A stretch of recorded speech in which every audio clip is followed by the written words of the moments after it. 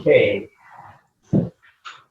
so what I want to do now is give you a little bit of background on what the jhanas are, and then I'm going to give you the instructions for the first jhana. But don't expect to get to the first jhana. Okay? You sort of need like a 10-day retreat to get quiet enough to do that.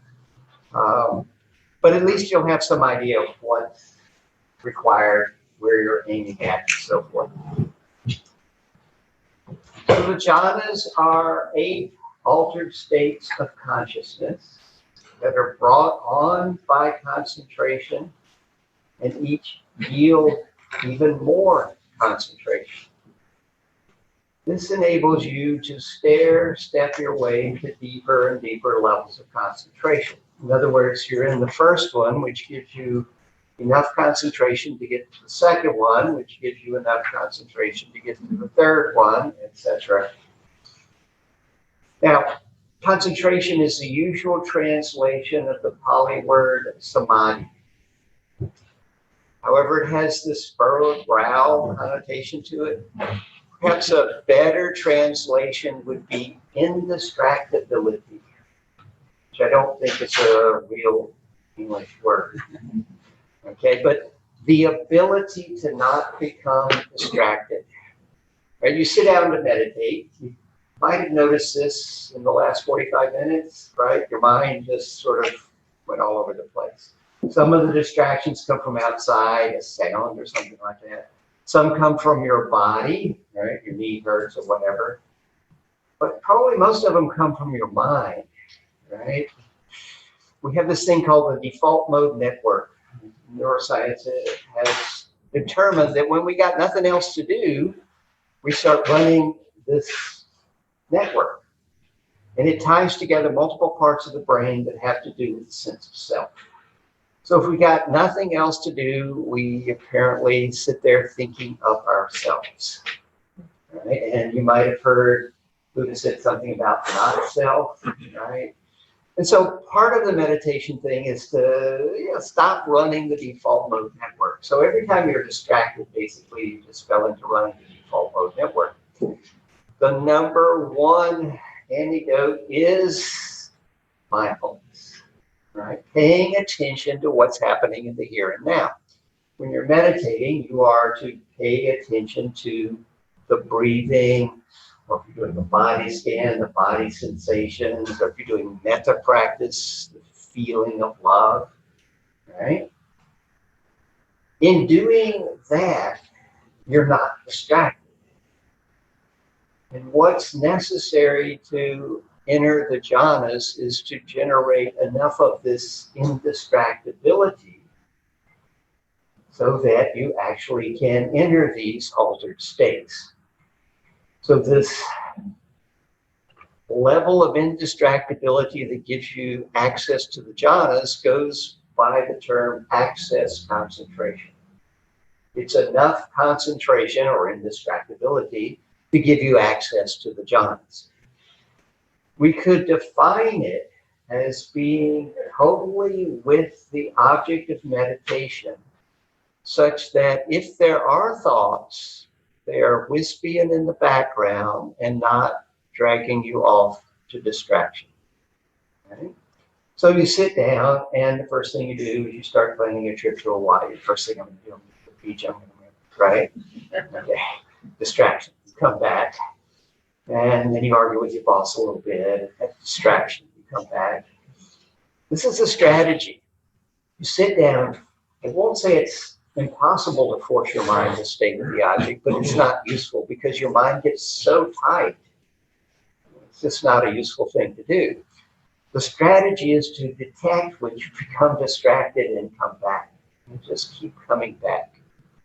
If you can do that long enough, then eventually you come back and you don't go away anymore. You're fully with, say, the breathing.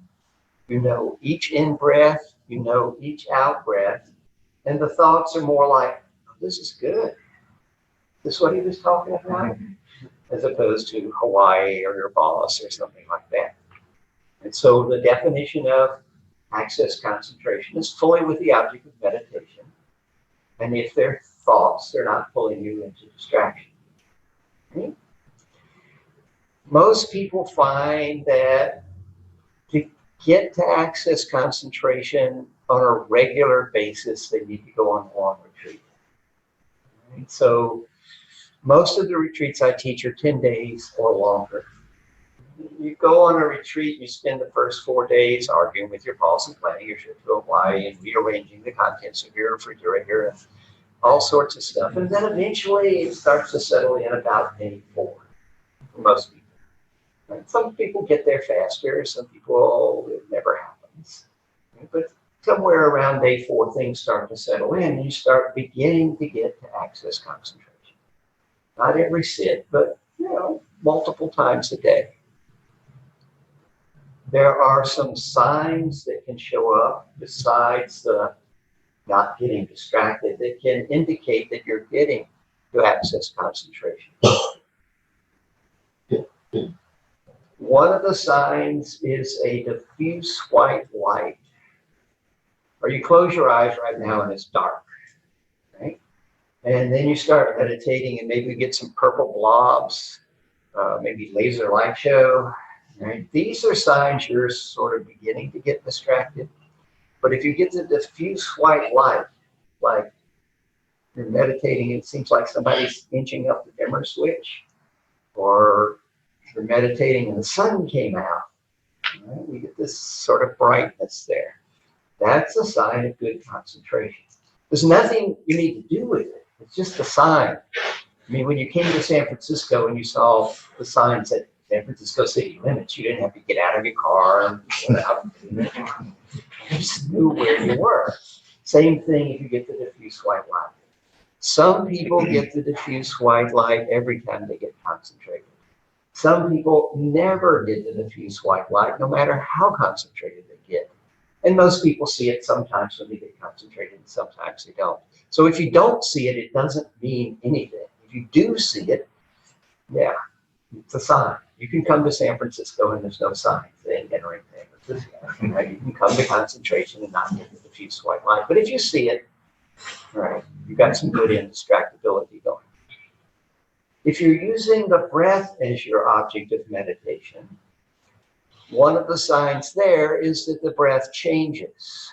You sit down, it's normal breathing, and then it begins to get a bit slower, perhaps a little deeper, and then it begins to get slower still, and it doesn't seem like you're breathing very much. Maybe it gets to like, I need to take a deeper breath. At that point, don't take a deeper breath. That's a sign of really good concentration. The taking of the deeper breath, get the breathing going again, is actually going to take you away from the jhanas. I don't know for certain, but it does appear that the entry into the first jhana is accompanied by either an increase in carbon dioxide in your stream, in your bloodstream, or a decrease in oxygen. One of those seems to be a contributing factor. We don't know which. We just sort of know that, okay, that seems to happen. So if your breath gets really shallow and you take a deep breath, you just slip yourself away from the jhana. There's a trick. Forget about the breath. Yeah, I know.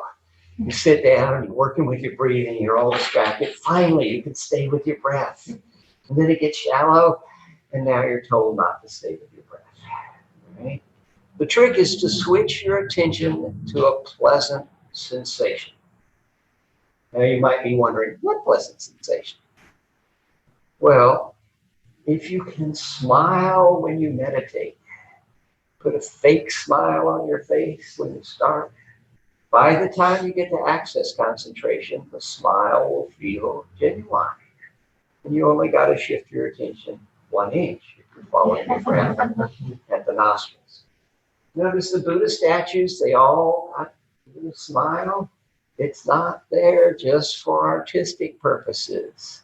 It's a teaching. The act of smiling generates endorphins. Endorphins make you feel good. Feeling good makes you smile. It's a positive feedback loop. Right? Now, even if your breath doesn't get to the really shallow, if you can get to access concentration, that is, you're with the object of meditation, and you're not getting lost in distractions, and stay there for 5 to 10 to 15 minutes, then you want to do the same trick, which is to let go of your object, like the breath, and put your attention on a pleasant sensation, like the smile. Right? And then comes the really, really difficult part. Once you put your attention on the pleasant sensation, do nothing else. You can't actually do the jhanas. All you can do is set up the initial conditions and they arise on their own. The indistractable focus on pleasantness is all it takes for the jhana to arrive. And anything else that you do gets in the way. You can't help it. Right? Now, I'm telling you, focus on the smile. The smile, when it works really well. Unfortunately, it only seems to work for about 25% of the students I work with. The most common place that people find a pleasant sensation is in the hands. Sort of a warm, tingly glow. All right, so you're following your breathing. You've been there for a while without distraction, or your breath has gotten problematic, sort of going away. Then shift your attention to the pleasantness of that experience in your hand. What you're looking for is the pleasantness of the pleasant sensation. So it's not where it is, or how strong it is, or how long it's been there, or whether it's increasing or decreasing. It's just the fact that it's pleasant. And to determine the pleasantness, just think, how do I know this is pleasant? It's a warm, tingly glow. If somebody asks you, is that pleasant, unpleasant, or neutral? And you go, it's pleasant. How do you know it's pleasant? Whatever it is that enables you to know it's pleasant, that's what you focus on. Okay? Other possible places for pleasant sensation are the heart, particularly if you're doing metta as your access concentration. Right? Metta is a very good concentrating practice. You can do it with phrases. That's usually how it's taught. You can do it with visualizations. Visualizing the people that you're sending the metta to and giving them flowers, perhaps, or wishing them well. You can just focus on the feeling. Right? And after half an hour, you'll have a warm, tingly glow in your heart. You stop doing the metta practice and just focus on the pleasantness of the warm, tingly glow. Some people find the third eye gets excited when they get concentrated. And it's pleasant. They focus on that. Top of the head, top of the shoulders, soles of the feet. You name a body part, and I've had some student find a pleasant sensation there that they were able to ride into the first jhana. Okay? And it's really simple. Sit down, get yourself collected, put your attention on your object of meditation, breath, metta, body scan, whatever. If you get distracted, it can be helpful to label the distraction. Planning, worrying, wanting, nonsense. First label is always correct. It's been zero effort trying to get the perfect label. You'll get the perfect one 90% of the time. Right, so label the distraction, and then very important, relax and come back to your object of meditation. And you just keep doing that until it settles in. And then you stay with that for 5 or 10 minutes. And then you turn your attention to a pleasant sensation and do nothing else but enjoy the pleasant sensation. If you can do that, the pleasant sensation will increase in intensity. Not much, just a bit. And if you can just keep focus, it'll increase a little more, and a little more, and a little more, and a little more, until it explodes into, the Pali words are piti and sukha. Piti gets translated as rapture, euphoria, ecstasy, delight, interest. My favorite translation is glee. It's got some excitement to it, and it's pleasant. It has a definite physical component. Make you sit up really straight, make your hair stand on end, make your muscles get really tense. Right? And then sukha is the emotional component that accompanies it, and best translated as joy or happiness. There's quite a lot of variety in how the piti and the sukha manifest for some people. Common translation is rapture, but I would say far less than half the people report their piti as rapturous. It's a physical release of energy that hopefully is pleasant. If it's accompanied by sukha, joy or happiness, then yeah, the energy will be pleasant. It can be quite intensely pleasant, so pleasant that it's not even pleasant anymore. Right? Just really intense. Finger in the light socket. Okay? And then the happiness, the joy, can be, brings a slight smile to your face to where you're grinning like a maniac. Right? Teeth showing, and just, it's just, you're outrageously happy for no other reason other than you're really concentrating, which is kind of interesting. Right? The happiness, turns out, is inside of you. It's not in whatever triggers the happiness from the external world. That's just the trigger. So it's simple, right? Get concentrated, put your attention on a pleasant sensation, do nothing else. Bingo, first done. Easy to describe. There can be problems that arise along the way. The most common problem is jumping too soon. I followed 3 breaths in a row. Where's that pleasant sensation? Right? So it takes patience. Like I said, on a 10-day retreat, most people don't start learning jhanas till the retreat's over, day 5 or after. It just takes a while to get that deep, that settled. So stick with the access concentration when you get there for, well, I say 5 to 10 to 15 minutes, which is really indefinite because your sense of time is totally messed up by it, right? But just stay there for a while, and then you switch your attention to the pleasant sensation.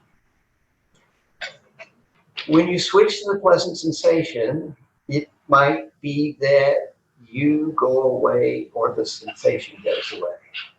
Right? If it's you go away, that is, you got distracted, then just come on back to the pleasant sensation. You don't need to label the distraction. Just, relax and back to the pleasant. If that keeps happening over and over and over again, your access concentration wasn't strong enough. Go back to your original object, like the breath. Stay longer in access concentration before you switch to the pleasant sensation. If the pleasant sensation goes away, you found it, you're staying with it, and it just fades out, again, your access concentration wasn't strong enough, and you got no choice but to go back to your access method, the breath, the metta, whatever it was. Stay with it longer before you put your attention on the pleasant sensation. Other problems that can arise is you put your attention on the pleasant sensation, you're staying with it, it's staying there, but nothing's happening. You start commenting. He said something's supposed to happen. It's not happening. Well, remember I said do nothing else. Right? You're commenting on it is going to guarantee nothing's going to happen. You have to become a human being instead of a human doing. You just be there enjoying the pleasant sensation. Other problems arise, you try and help it. You don't know how to help it. It doesn't help. It just makes it go away. Or it starts to arise and you get all excited. Oh, it's happening. It's happening. You know, you got to just observe it. And it increases and it gets sort of stuck and you're just observing and then it a little more. Right? For some people, when it starts happening, it feels like they're going out of control. This is because they're going out of control. You can't stay in control and go into the first jhana. You've got to let go into the experience. All right? The best I can tell you is that you've never actually been in control of anything in your life. You're just giving up the illusion of control. It's perfectly safe. Right? I mean, the Buddha recommends the jhanas all over the place. You know, he was kind of watching out for his disciples. And I would say that if the first jhana was dangerous, I'd be dead by now. There are a lot, and it's been very beneficial. But it does feel like you're going out of control. If you can just trust the process and let it happen, fine. Usually what happens is, I kept going out of control, and you pull out of it. Right? And then on the retreat, you come to me and you tell me about it, and I say, man, just keep trying it. And each time you get a little further before you pull out of it, until finally you get so far you can't pull out of it, and you find yourself in the first jhana, and it turns out to be perfectly safe. Right? Problems. But these are the problems that can come up along the way. Jumping too soon, trying to make something happen, commenting on what's happening or not happening. Right? I can still vividly remember the moment the first jhana became mine. I'm on a retreat. I've got good access. I focus on my smile because that's what works for me. Nothing's happening. There's a tendency in my mind to reach for it and go, no. Just observe. And at that point, the jhana arises, and that's all that's necessary. Just observe. But you've got to have a well-concentrated mind because the breath is actually very easy to follow compared to a mildly pleasant sensation that's just sitting there doing nothing else. Right? I mean, the breath comes in, it goes out, comes in again. Pleasant sensation just sits there. Right? So you've got to have good concentration to be able to switch successfully to a very subtle object and stay with that subtle object. But if you can do so and just enjoy the fact that you're totally focused into a pleasant sensation, then this piti and sukha will arise and take you into the first jhana. So it's got this physical component, this energetic release. Some people find it runs up their spine. Most people find the muscle tension that's there and a big smile. If you get the piti without any sukha, it's pretty miserable. It's just a finger in the light socket. But if you get the sukha, the happiness, joy, it's quite a nice experience. As I said, it can get really intense, so intense that it's no longer pleasant. If that should occur, then what you want to do is take a nice deep breath. Remember I said, don't take a deep breath if you're trying to get to the first jhana, take you away from it. If you're in the first jhana and you want to go away from it, take a nice deep breath. When you do, really let out the air on the exhale and focus on the happiness. The exhale will calm the piti. Right? And now you're focused on the happiness, and that will take you towards the second jhana. Okay. So one last review. Then in your nice, comfortable, upright posture. It needs to be comfortable, because if it's painful, there'll be aversion. If there's aversion, that's a hindrance. It won't work. Put your attention on your meditation object. Come back from the distraction. Label, relax, come back over and over again until you can stay with it. Stay with the object in access concentration for 5 to 10 15 minutes. Shift your attention to a pleasant sensation. Do nothing else. The jhana comes and finds you. Question. Is it possible, instead of focusing on a meditation object, is it possible to access the first jhana from something like open awareness? It's possible to focus on open awareness and get into the first jhana. I have had students who do that. However, for most people, the open awareness practice doesn't give them the degree of concentration necessary to enter the jhana. Usually with open awareness, you're noticing this, you're noticing that. What you really need is the one-pointed focus. And open awareness practice, occasionally people find it gives them that, but I would say you're probably going to be better off working with the breath or yajna or body scan, something like that. For those of us who had a very difficult childhood and suffer still from complex PTSD, entering the jhana is very difficult. The brain is wired slightly differently in that the default mode network has a really tight grip. Yes. And so I'm wondering what your advice is to those of us who find ourselves in that. Yeah. So when I teach a retreat, I give 2 warnings at the very beginning of the retreat. The first is, if you've got any expectations, you're in big trouble. That applies to every retreat. The worst thing you can bring on a retreat is expectations. Because all that you can really expect, it's not going to be like you expected it to be. Right? Otherwise, they're just going to get in the way. They're going to be wanting. That's one of the hindrances and going to not work for you. The other one is if you have any unresolved psychological issues, they're likely to come up.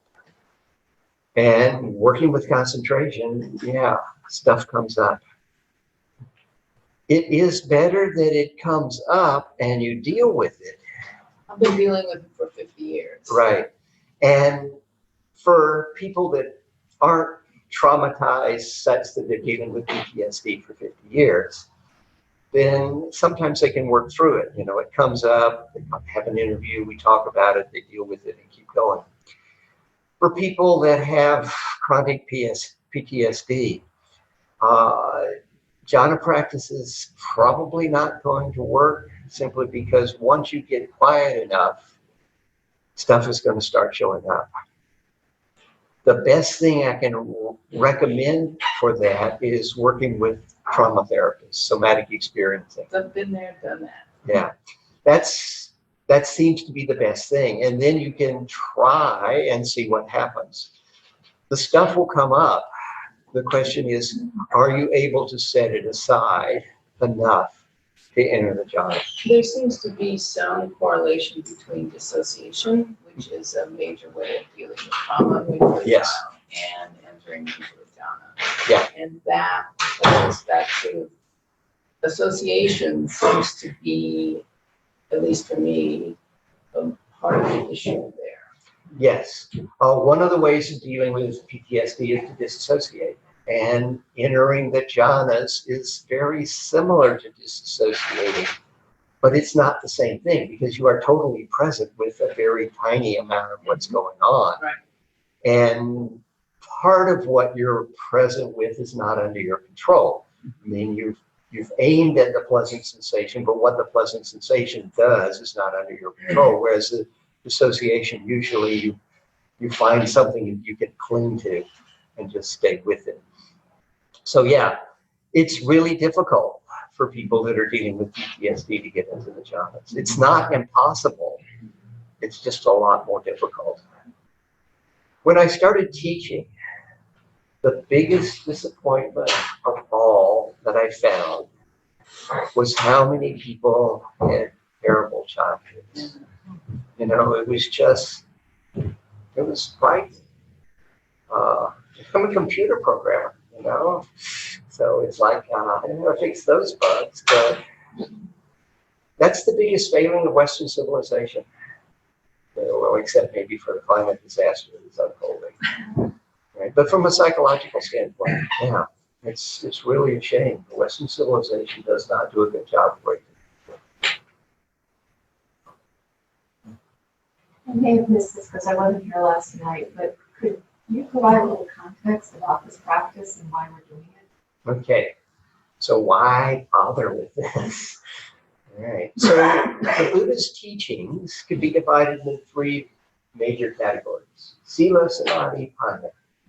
Ethics or morality, samadhi, concentration or indistractability, and panya, insight, wisdom. And his basic message is clean up your act, learn to concentrate, use your concentrated mind to investigate what's actually happening. Right? Normally, when we look at the world, we look at it in terms of, can I eat that? Will that eat me? Well, we get a little more sophisticated, all right? But it's basically, is this something I want to get, or is this something I've got to protect myself from? Or can I just ignore it? And this is how we go through life. I want to get it. I want to protect myself. I can ignore this. Well, despite what it looks like, I am not the center of the universe, right? It's a lot easier to see what's actually happening if you can look from a less egocentric perspective. Entering these jhanic states uses up all your bandwidth. You don't have any bandwidth left over to generate an ego. It's basically like you told her, you go sit in the corner, we'll get back to you later.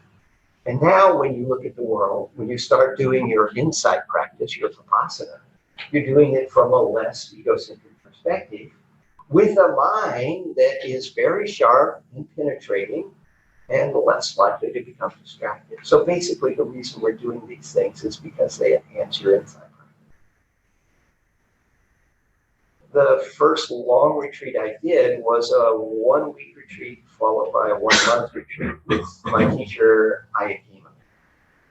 And I had learned all 8 jhanas by the end of the 1 week retreat. I had sat with her before and learned some of them, picked up the rest of them. So now I had a month to play with them. And I'm having fun playing with them, running them up and down and so forth for a week or so. And then Aya says, okay, now you got to do insight practice after the jhanas. My response was, but it takes me so long. And she goes, do them faster.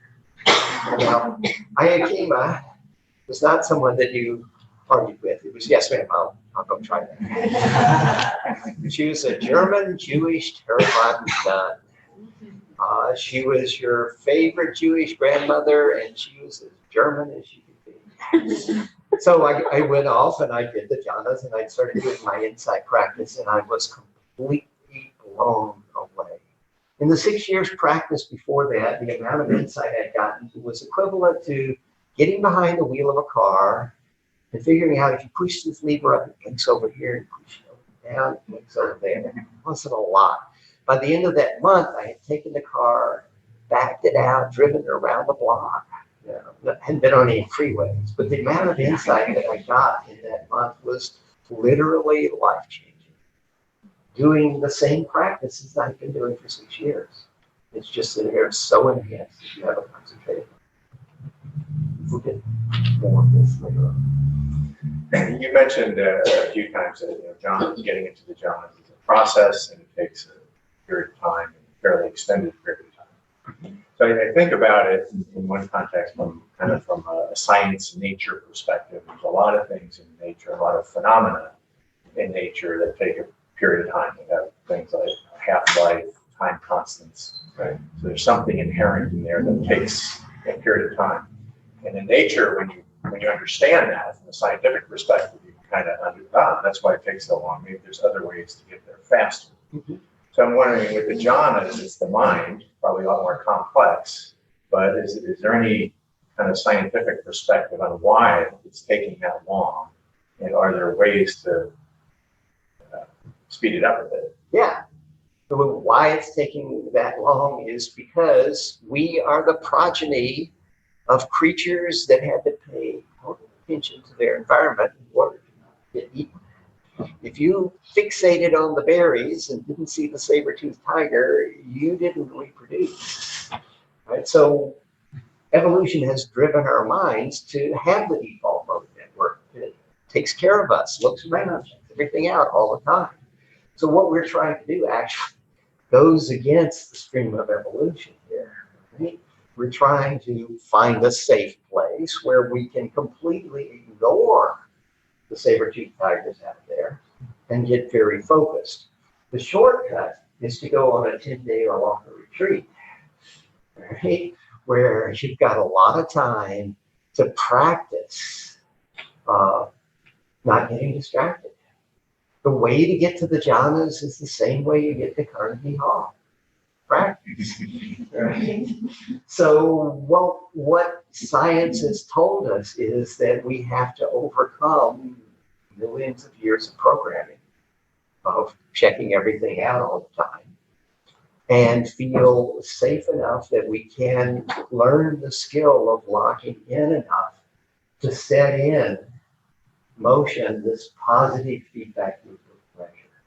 And which is what we're doing. When you're focused on that pleasantness, it's kind of nice. It's pleasant to be focused on pleasantness. Well, that adds a little more pleasantness, right? And adding a little more pleasantness, that's even more pleasantness. And adding, right? You see, you're setting up a positive feedback loop. It's like I got the microphone, and I held it up to the speaker, it'd make that awful noise. What's happening is the ambient noise in the room is going into the microphone, being piped through the amp where it comes out louder from the speaker, goes back in again, gets pumped up some more, it makes a horrible noise. We're trying to do the same thing, only with pleasure instead of noise. And you're focused on pleasure and enjoying it, which is enjoyable, which adds a little more pleasure, so the best that I can tell you is, yeah, I've played with this a bunch. I've watched myself get into it. This is scientifically about the best shortcut I can give you for learning the jhanas. Well, just to go on a 10-day or longer retreat where they're being taught and play with it. I'll go on a 10-day longer retreat where they're not being taught. And I did write a book. Good luck. Once you learn them and learn them well, then yeah, it's possible. You don't need a 10-day retreat. You just need a daily practice that, yeah, kind of high quality.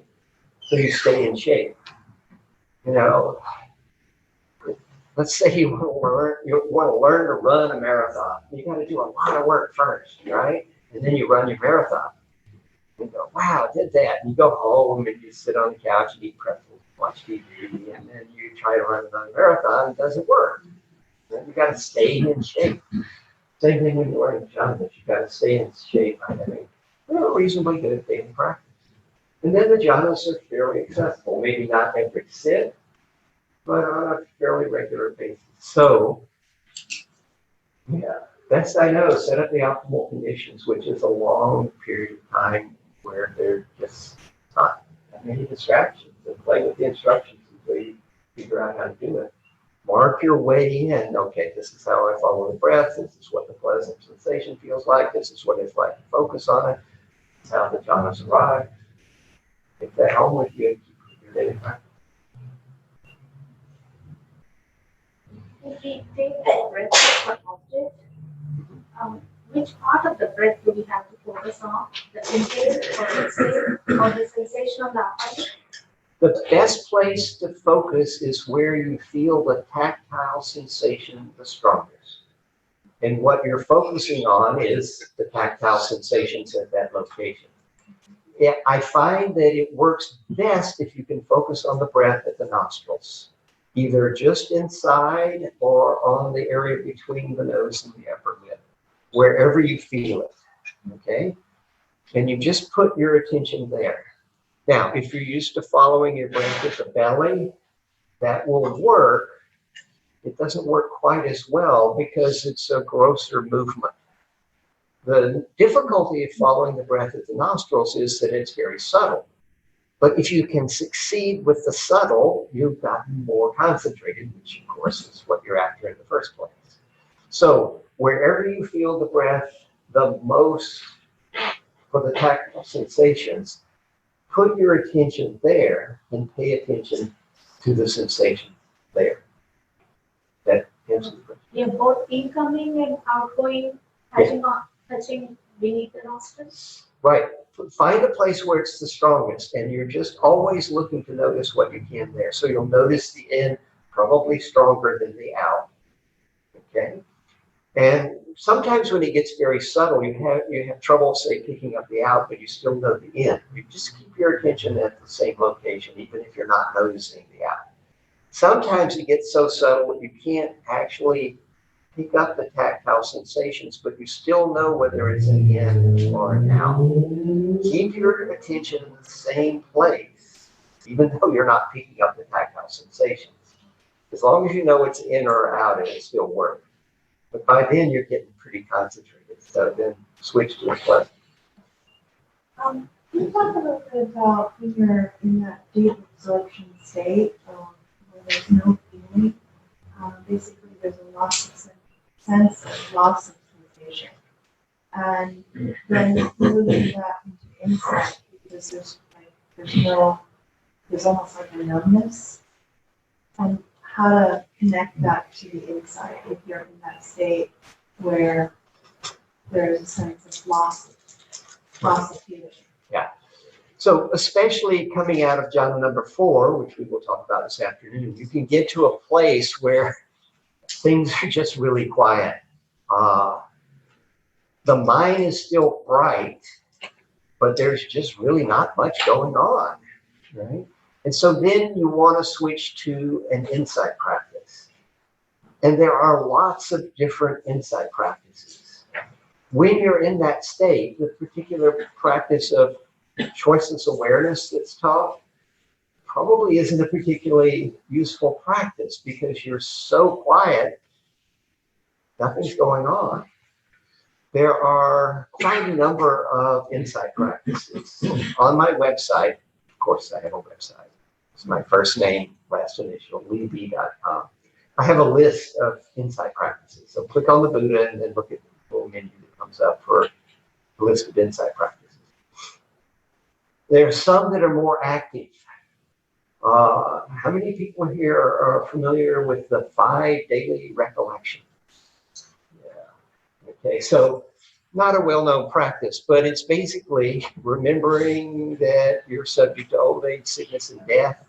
Everything that you find here and delightful is going to change and vanish, and actions have consequences, right? And so you could contemplate that teaching. Just actually start thinking about it. Now, you come out and your mind is so quiet. The first thing to do is recite the teaching to yourself. So you've got to have memorized. Then it starts off, I am of the nature to grow old. I have not overcome aging. So you just recite that to yourself. Recite the 5 things. By then, your mind is working a little bit better, and you can pick one of those and just start investigating. Okay, so one that had the strongest sense, death. Most people don't want to look at death, but it actually turns out to be a very useful thing to investigate. So what's your attitude towards dying? You try and pretend it's not going to happen. I mean, there's lots of ways to investigate. So that's one way to take something that is a teaching and then investigate that teaching. You could take the 10-minute origination. Of course, you're going to have to memorize the 12 links to start working with that one. It's a valuable thing to do. You know, this is an oral tradition to start off, right? There's a lot of memorization involved. Still a good thing to do. There are practices such as the body scan. I don't know if you're familiar with that practice. Goenka teaches that. But it's basically systematically moving your attention over the surface of your body, taking 35, 40 minutes to cover every square inch. That's a particularly good practice to do post-jhana. On my website, if you click on the Buddha and then you find talks, And then you look in there, there's a guided body scan there that you can listen to and to learn that practice. And then after you've listened to it a few times, you can do it on your own. But that's another practice to do. So if when you come out of a really quiet space, the practice that you're most familiar with just doesn't seem to have any juice, do a different practice. And there are, well, traditionally there are 84,000 Dharma doors. I guess that means there's 84,000 insight practices. I've probably spent time doing a dozen of them fairly extensively, at various times. So you just find something. 3 or 4 of them you like to do. If you go on a retreat with me, I'll give you 6 or 8 different practices. Do you find any advantages or disadvantages to at least the 3 types of objects that you mentioned?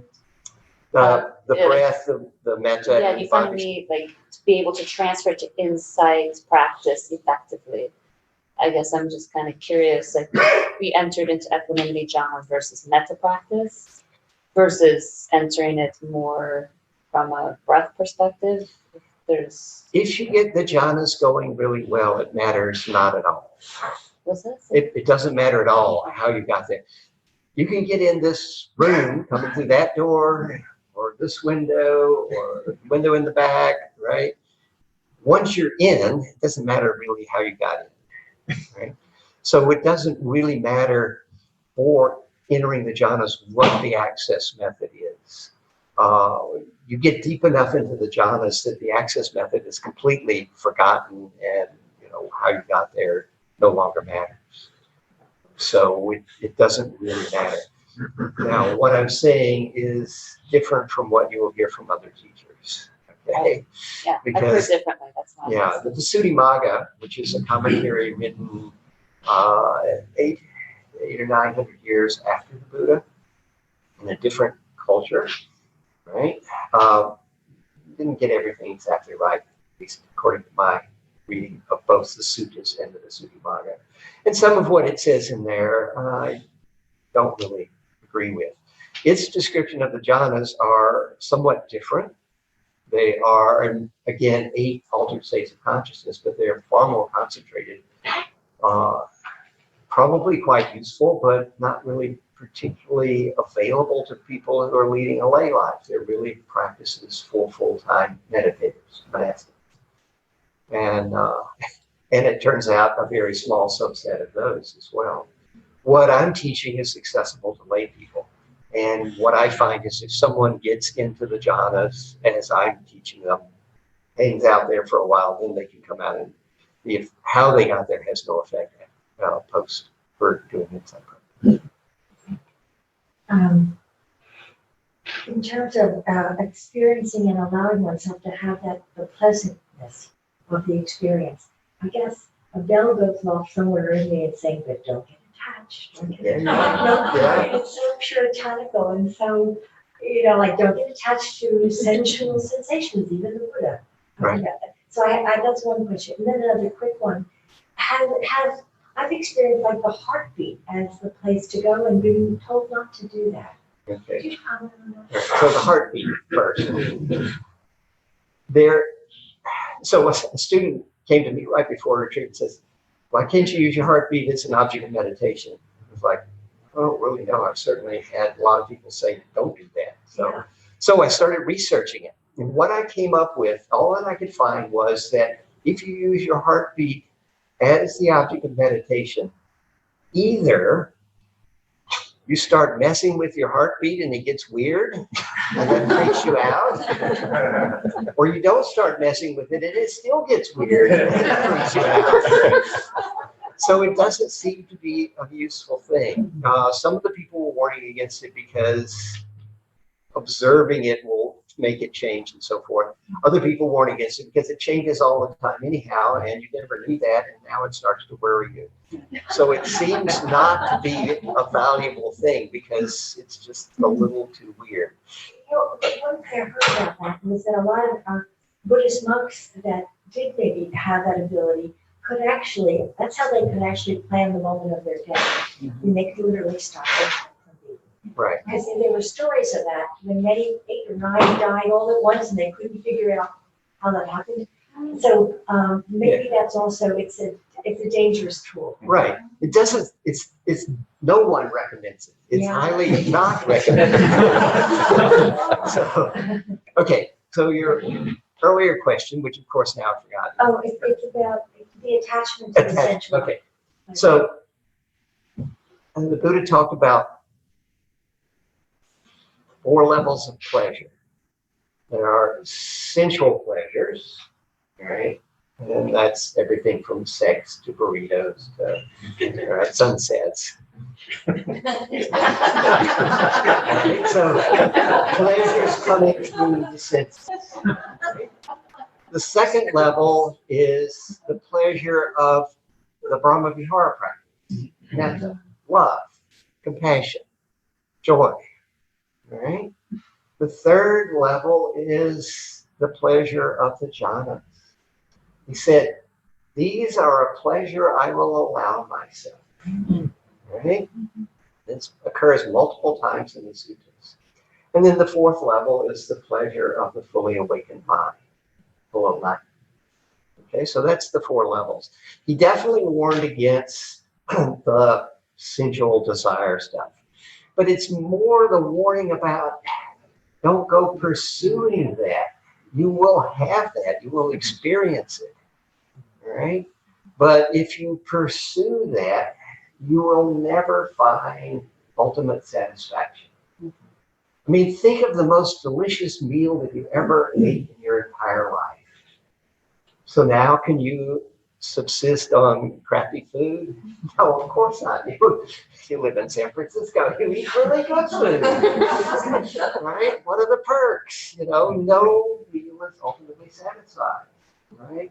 Think of the most gorgeous sunset you ever saw. When it was done, did you go, wow, that was so good, I never want to see a sunset ever again? No, of course, you're back the next day to try and see another one. Right? So that's what he's warning against. Right? It turns out, though, that in the sutras, multiple places, he talks about the progress of pamoja, piti, tranquility, sukha, concentration. Pamoja is often translated as gladness or worldly joy, right? And that's what the pleasant sensation is. It's not the spiritual joy of sukha, but it's pleasantness. And from that arises piti. From the calming of the piti arises tranquility, and that leads to really deep sukha, which then can take you into deep states of concentration. So he spoke of pamoja frequently. So yes, there's a warning about not getting attached to pleasure. There's a warning about not pursuing pleasure. But he does talk about the necessity of actually having pleasure on the spiritual path. It occurs in many different suttas. You could probably look it up at lunchtime and quote off all the suttas where I found that. You know, it's a dozen, 2 dozen, I don't remember how many. That particular thing. But he talks about it's necessary on the spiritual path to have some degree of pleasure, which is quite different from the puritanical stuff that we get presented to us. Now remember, so the Buddha taught, it was an oral tradition, his disciples remembered what he taught and taught it to the next generation, and this went on for about 350 years before anything got written down. And then it got written down in a culture in Sri Lanka that was different from the culture 350 years earlier where the Buddha lived, right? And it was preserved by celibate monks who had this problem of getting these young guys in. Now, I think probably most of you are aware of what goes on in the minds of teenage boys, right? So they got these teenage boys, they've got to deal with their sensual desire, right? So don't go there. just don't go there. And this worked reasonably well, that they got enough monks to keep preserving the Dharma, but they missed out on some of the teachings in doing that. So yeah, it's a problem because we are told, don't go there. But you have to go there with wisdom. You can't pursue it for its own sake, but you have to use it skillfully. This one back here I saw earlier. Yes, hi. So you mentioned getting the light show. Uh-huh. How do you manage your attention once that happens? Ignore it. Ignore it. Okay, Yeah, just go back. full to attention on the breathing. Yeah, when I first started meditating, it was like, what am I supposed to look at? Because I'm very visual and I get the purple blobs. Should I follow the purple blobs? Well, no, it turns out, don't look at anything. Just give it fully to the tactile sensations of breathing or the feeling of it. Right, so we're going to go around like this with people who haven't asked questions before. I'm curious what your experience is with your students in digesting the big insights relative to doing concentration practices like jhana before they do like really deep insight practice. Do you see any advantage to that in terms of like the dark night and all of that stuff? Yeah. So there's the progress of insight, which maybe you've heard of, and one of the stages in it is called knowledge of terror. It arises once you start getting some of the deepest, more profound insights. Those insights are insights into anicca, dukkha, anatta, impermanence, inconstancy, unsatisfactoriness, and not self or emptiness. And when you suddenly discover that everything in the world that you were counting on is truly impermanent and you can't count on it, it can freak you out pretty badly. If you're a jhana practitioner, it doesn't freak you out nearly as badly. Ayakema said something like, yeah, knowledge of terror for jhana practitioners is not so bad. It's more knowledge of serious disquietude. Right? It's like, oh, that's not good, but it doesn't freak you out so much that you get up and run out the door. You go to the teacher, and the teacher may need to work with you some to help you get grounded again from the depths of the insight that you experience. But jhana practitioners have an easier time getting grounded again. I mean, you've already been in 8 altered states of consciousness and experienced all this weird stuff, and here's another weird thing that's even weirder than before, but it buffers the mind. 2 questions. So one is regarding the technique. When you begin to focus on pleasantness, I'm wondering whether that pleasantness is associated or embodied in a particular location, or if you think of it as diffuse, or how do you think of it in terms of its location? Yeah. If you can find it embodied in a specific location, like the smile or the heart center or your hands, that's the most useful, because you can easily direct your attention to a location. It is possible to enter it with a diffuse sense of pleasure, but the number of people who learn to do the jhanas with a diffuse sense of pleasure is probably 10% versus 90% who find a specific location. But you're not focused on the location, you're aimed at the location, you're focused on enjoying the pleasure. Second question? My second question might be probably just a peculiarity of the way I've trained myself is I'm accustomed to, as emotions arise, to observe the sensation that co-arises, and that sort of got me to, when I sit down to focus on my breath, invariably I'll have things arise, and then I shift to the sensation, kind of feeling like I need to somehow purify or get myself to a balanced emotional state before I focus on the breath, and therefore I never get to the breath meditation. Right. Because it's an endless thing, and I'm wondering if you. So I suspect that the answer is just go to the breath and don't worry about it. And I'm wondering if you can provide any guidance there. Just go to the breath and don't worry. Okay, so what you described is really good insight, right? But if you want to work with concentration, you're going to have to set everything aside, right? So you put your attention on the breath, and that thing that that person did comes up and you're feeling angry about it, just put it aside, right? If it keeps coming up and you can't set it aside, then you may need to turn to it and deal with it some way or another. But the strategy for concentration is that everything is a distraction to be put aside. You can come back to it after you're well concentrated, and it'll be much more efficient to work with. If you can spend half your time getting concentrated, the other half that you spend on insight practice will give you more than twice as much if you spend the whole time just on that, 3 or 4 times. So yeah, put everything else aside. What's the transition from marking in the first jhana to being the you are, how will you know you are in the first jhana? It doesn't happen. Right, so how would you know that you're in the first jhana? Okay, you're sitting there calmly following your breath, pretty quiet. You're calmly following the pleasant sensation, which actually you don't have to follow it, it's not going anywhere. And then suddenly it gets stronger and stronger, and now you're in a very altered state of consciousness where you've got all this energy in your body and you're smiling like an idiot.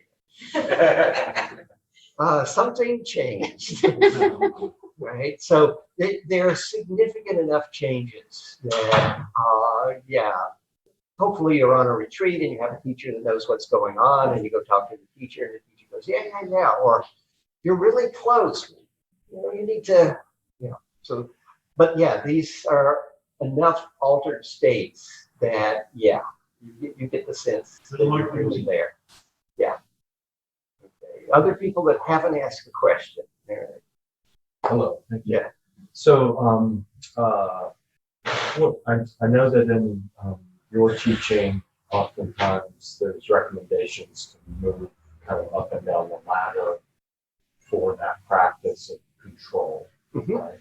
And then other teachers acknowledge that sometimes it's about being in parallel as opposed to in series, where there's kind of a peeling away of you're in the first jhana, then there's the second joy, and then there's the third and the fourth, and it's actually that those others have fallen away as opposed to being behind you.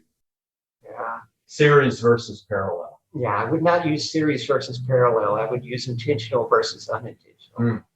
Okay. So you can be in a jhana and it moves automatically to the previous jhana or the next jhana. And so you're in 1 and it automatically moves to 2. And you're hanging out in 2 and it automatically moves to 3. And you're hanging out in 3 and it just moved back to 2. So that can happen, but it's still series. You can't be in 2 of them at once. Okay. Right? By definition. I mean, for each of them, there's a strict definition, which we'll get to this afternoon. And if you have the constituents of the first jhana there, you can't be in any other jhana because the other jhanas say you don't have that anymore. Right. Okay. But yeah, it can move automatically on its own. Just because you're spending so much time in Q&A, I just want to put this out there in case you don't have Q&A later in the afternoon. Oh, I will. Oh, you will? Okay, so this might be more of an afternoon question, but I'll just put it out there. And, your addressing's now there. But if I was interested, if we wanted to hear more about getting from the fourth jhana to the learning material states. Oh, I'll put that out there. Yeah, I'll give you the details. I wasn't aware of the jhanas for any of these states in my practice earlier. I'm learning now, but I kind of stumbled onto what you're speaking about. Concentration, through Vipassana practice mostly, and then to discovering the smile. Right, and actually, and my hands are a great point of concentration for me. A super point for holding sensation.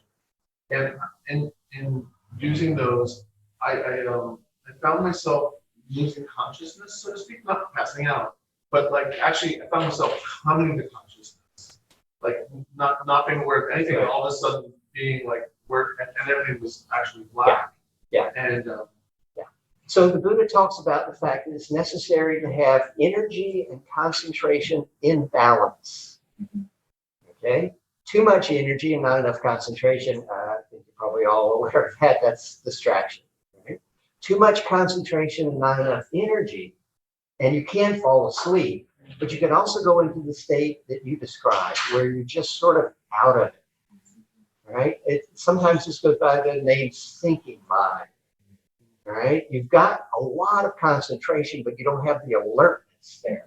And the alertness is due to the fact you don't have the energy level to go with it. If you find yourself in that state, like to keep the concentration, so you've got to get your energy level up.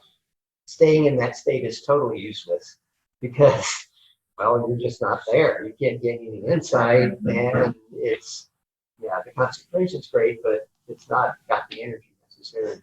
So pull yourself out of it immediately. Take a few deep breaths, which will sort of back off the concentration a bit. Hopefully that gives you a bit more energy and then go back into what you're doing. But you want to go into these states with as much mental energy up as possible, and then see if you can avoid falling into the not quite asleep, low energy state. It's tricky. I know this state well because I accidentally spent a lot of time fooling with it before I learned that it wasn't useful. And then when I did, it was like, oh yeah, right, okay, I get it. So, and it was possible to, yeah, if I just started going that way, don't go that way, and just keep the energy alert and stuff. All right, anybody else who hasn't asked a question? When you say, I'm sorry, go ahead. Go ahead. Okay, sorry. I had two questions. One is if you're going to talk a little more, if you could now or later, about that actual moment of turning the attention toward the insight versus experiencing jhana. And then second, if I have the opposite problem that fellow in the red shirt has, which is not having ease in accessing my emotional body. And if you could describe that insight practice, or maybe I need an interview with you for that. That might just be me. But yeah, how does one go about doing insight practice on emotion? Okay, so in general, to make the transition from the jhanas to the insight practice, when you sit down, decide on the insight practice you want to do. Okay, I'm going to do a body scan. I'm going to do choiceless awareness. I'm going to do whatever. All right, so you sit down and know what to do. Now, get concentrated. Get as concentrated as you can. Fourth jhana, eighth jhana, access concentration, whatever it is. And when it's time to switch to the insight practice, start doing the insight practice. It's just that simple. You don't need to make the jhana go away. It will fade out. It'll be there at first, right? So you're doing a body scan and you're in fourth jhana, which is quiet stillness.